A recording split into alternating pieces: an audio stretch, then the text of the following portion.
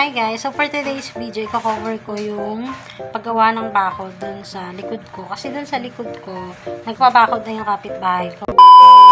Ni Marvin to, itong pintuan dito. Kasi hinulayan niya. Ito, pinto.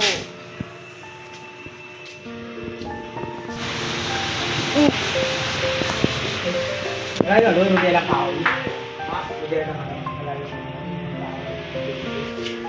Ito na pala yung mga materials. Sa semento, apat.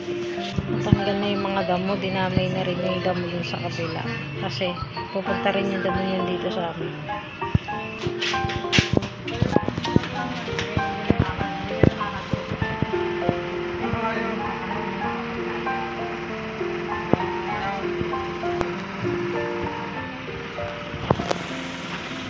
Bakit may kulang?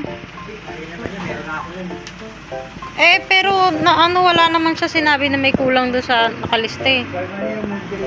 Bakit dito nilagay? Hindi nilagay dito. Okay lang ba na nandyan yan? A few moments later.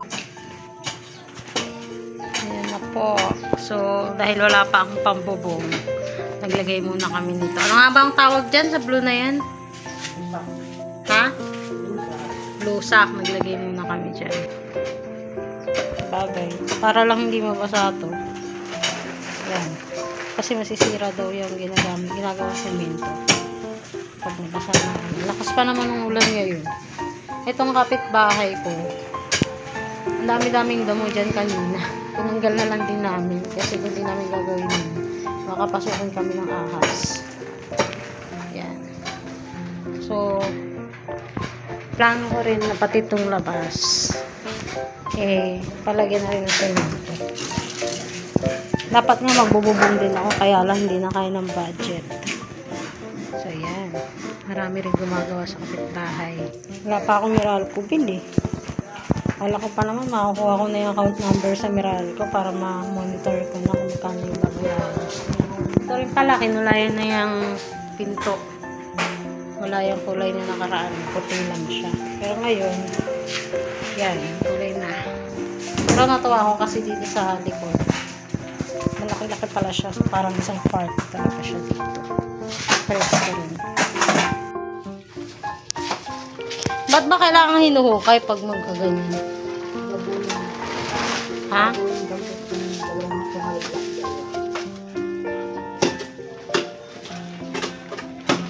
Grabe yung ano dun, yung damo dun sa kabila, oh. No? Ha? Sa akin? Oh. Buti wala kang nakitang ahas.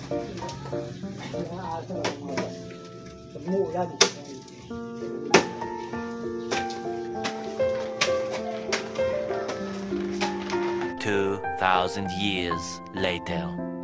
So yan po yung truck na magdadala ng mga materials na bigyan natin kanina. Oo. Ang mahal nga ng bubong pala eh, no? Ang mahal ng bubong. Akala ko 800 lang yun. Pala isang piraso lang yung 800. Sabi niya, Naabot ka lang 3,000 pagka 8 piraso. Kaya nga na lang yun, bumagsak ako sa matawag yun, parang manipis na kami pinakamanipis. Lusak ata yun, lusak. Tapos meron kaming tawag niyan, yung plastic. Kasi mas mura yung plastic eh. Marami ba yan? Hindi lang pala yan. Ha?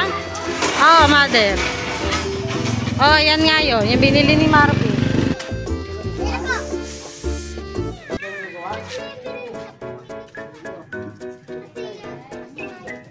Kaya niya mag-isa siya.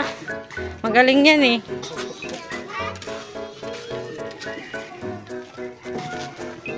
Grabe na yung damo dito sa kabila. Puro basura oh.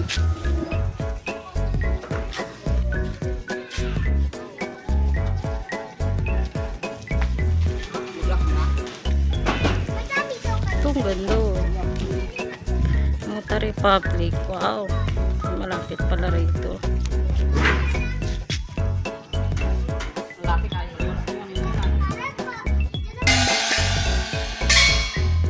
ganyan na po guys yung itsura ng Pasinaya ngayon. As you can see, buo na siya. Dati hindi pa yun ganyan nung huli kong pumunta rito. So meron na mga bakod doon sa kabilang side. So tingin ko doon yung Prime Central. And then eto naman, ito yung simbahan. So tingin ko rin ito ngayon. Meron palang news. So sabi nila, yung PMO daw dito na raw mag-o-office. So good news yun for us kasi hindi na kami pupunta sa West. Sa West kasi yung office nila eh. Lilipat na raw dito sa Prime South. So sa Monday na yun. Kala ko nga end of month pa.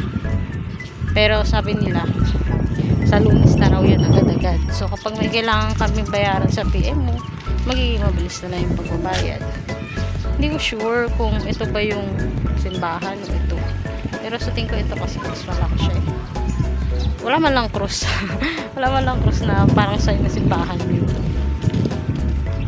Titingnan ko naman doon sa side na yun kung buo na yung basketball court. So medyo maputik kasi kaya nag-aalangan ako pumunta dito. Pero I think kaya ko naman. Takot kasi ako baka malambot yung lupa. Tingnan natin ang itsura dito sa loob. Ito na po ba yung magiging simbahan? O doon sa kabila? O di ba may simbahan dito? Wala pa ba? Dito mag-office. Pero ito yung magiging PMO. Okay. Galing naman. Thank you. Yan. Kala ko ito yung simbahan. So yun, na-confirm na natin na itong malaking to office yan. So baka yung simbahan yung sa kabila. Sa gilid ng basketball court. Yan. So putik-putik dito. Sana gawan din nila ng semento to para maging maganda talaga siya. Yun siguro yung simbahan na kabilang side na yun. So hindi pa ito matatambay yan kasi nga putik.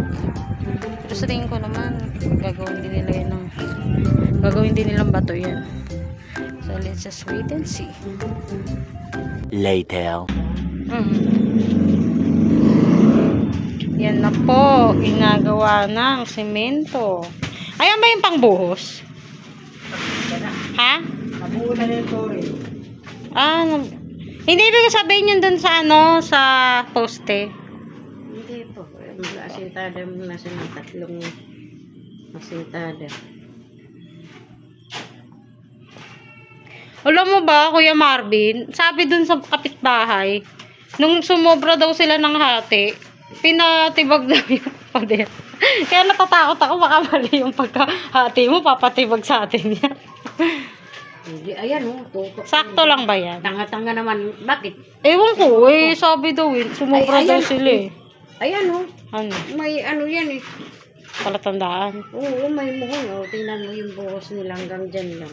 Sa bagay, meron naman na siyang susundan. No? Baka gusto manggulang. Ganon? Ibig sabihin, posible magkamali?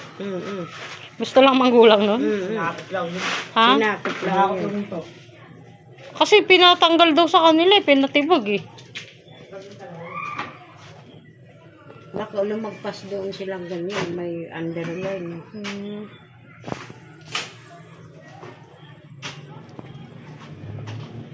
The next day. So ito naman si Kuya Marvin. So lalagyan niya na rin ng blue sack itong labas. Para hindi mawala or masira kapag may ginagawa kami. Kaya lang may mga naglalaro dito sa labas, baka tamaan siya.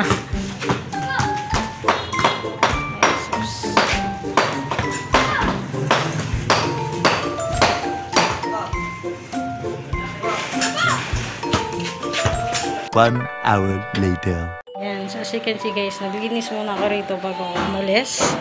So, ang progress ay itong pinto, pinagawa namin. Yan, may kulay na siya.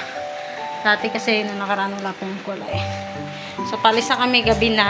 So, yan, pati ito, pinulayan na rin niya. Palis na kami ngayon. Ito pala si Kuya Marvin. Kumusta yung trabaho? Ito, last na to. Binibidyohan ko lang kasi palis na kami. So, as you can see, nandito na yung lagayan ng kandado sa labas. Wala na siya sa loob.